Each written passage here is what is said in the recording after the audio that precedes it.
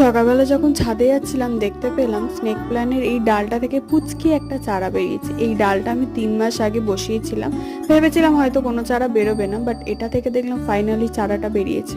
তো ছাদে একটু ঘোরাঘুরি করলাম, দেন আমার বয়ফ্রেন্ড এসেছিল,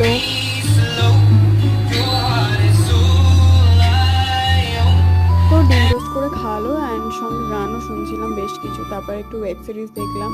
তো এখন উঠেছি হচ্ছে ছাদে। দুপুরবেলা রান্না করেছিলাম হচ্ছে পাঁপড়ের তরকারি, বলতে ভুলে গেছিলাম আর কি। সো এখন 6টার মতো বাজে, তো ছাদে উঠে একটু হাঁটাহাঁটি করছিলাম, বাট এক পশলা না বৃষ্টি হয়ে গেছে, সেই জন্য আজকে বেশিক্ষণ ছাদে থাকতে পারিনি।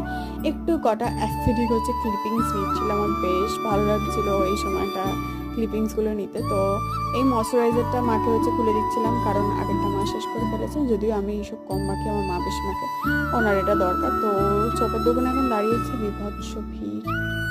চলো বাই।